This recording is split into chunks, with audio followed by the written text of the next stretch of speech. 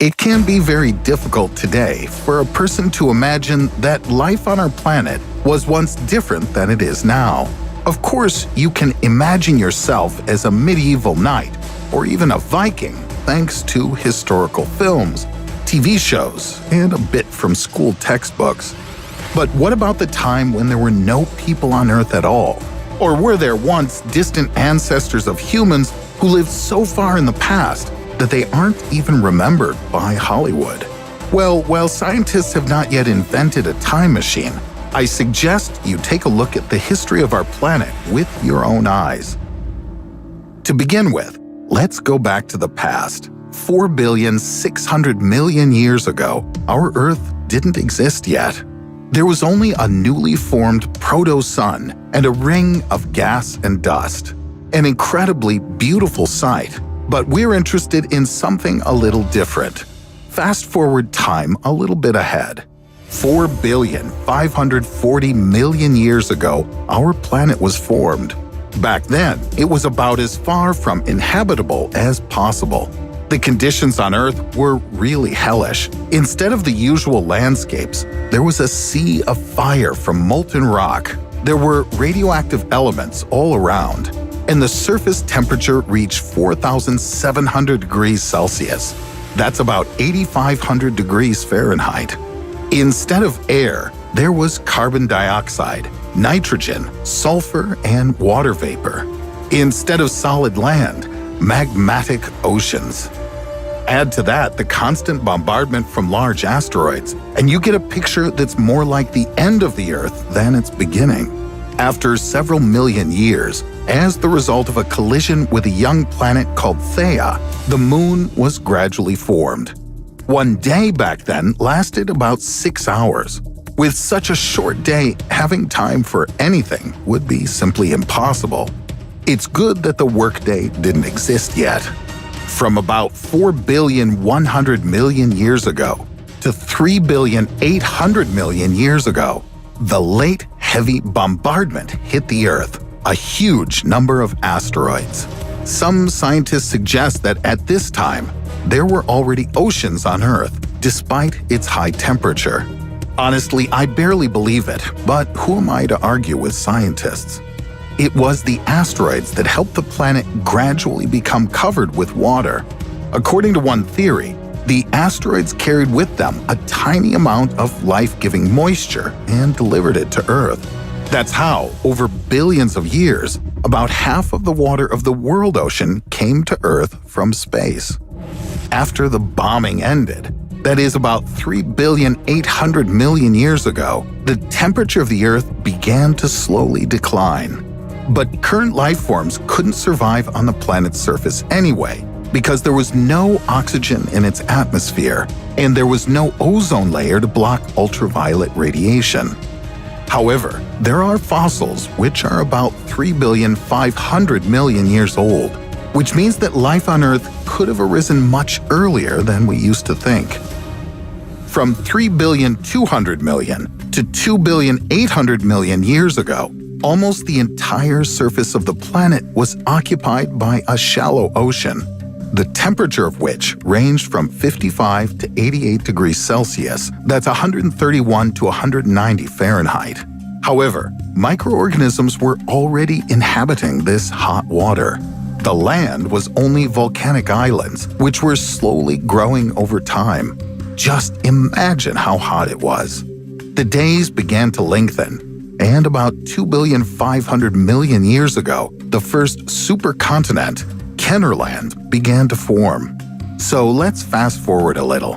1,500,000,000 years ago. Earth days now lasted at least 16 hours, though complex organisms still didn't exist. But lithospheric plates continued moving, and after 400,000,000 years created another supercontinent, Rodinia, and after some time, Pangaea. About 650,000,000 years ago, according to popular theory, our planet was a snowball. Literally. This theory is called Snowball Earth.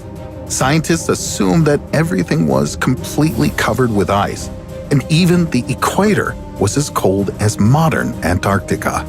It's scary to even think what the temperature was at the poles at this time. But even under a thick layer of ice, the planet maintained a fairly high temperature. No ice age can kill volcanoes, and the carbon dioxide from their eruptions, which accumulated in the atmosphere, gradually melted the glaciers. This melting released a huge amount of oxygen, which forever changed the planet. About 541 million years ago, the Cambrian explosion occurred. Temperatures rising to 30 degrees Celsius or 86 Fahrenheit, and a record concentration of oxygen caused a huge number of living organisms to emerge. The biological diversity was so impressive that some creatures even developed exoskeletons to protect themselves from being eaten by others. Researchers believe that almost all of the existing types of animals appeared during this period. The length of the day now reached 22 hours. 450 million years ago, plants and arthropods began to actively conquer the land. 419 million years ago, the first insects appeared. About 300 million years ago, most of our planet was occupied by swamps. Many scientists, such as Professor Frederick Rich, hold this view. But the swamps of antiquity were not like modern ones. Some plants reached 30 meters in height, that's about 100 feet, and giant insects flew everywhere. This was thanks to the high oxygen concentration. Be glad that our modern dragonfly's huge ancestors didn't survive to this day. Seriously, that wouldn't be the most pleasant replacement for pigeons.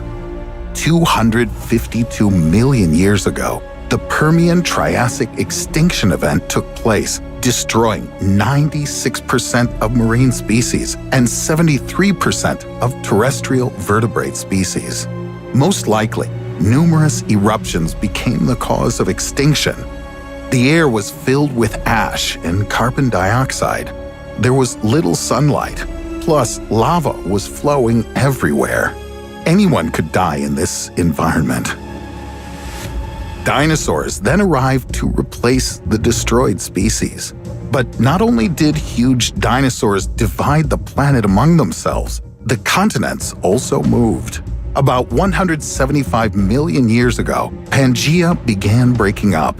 The Atlantic and other oceans appeared, and the world began taking on its current form that we see today. At this time, you could find the first pine trees, praying mantises, and bees. 50 million years ago, the power over the planet was then passed on to mammals. Without dinosaurs, they began feeling freedom, actively spreading around the planet and evolving with all their might. Meanwhile, the length of the day had reached almost 24 hours, and the temperature stably remained near the 24 degrees Celsius mark. That's about 75 Fahrenheit. About 8 to 4 million years ago, according to scientists, an important split occurred. The ancestors of modern apes began separating from our ancestors, each heading down their own evolutionary path. About 4 million years ago, the climate on the planet once again changed. Of course, this didn't happen right away, but it was the climate that turned part of the dense forest into the savanna. According to one theory, this is what made our distant ancestors climb down from the trees, stand up straight, and start looking for food. They were not the only particular species that began fighting for survival. Many tried to adapt to the changes.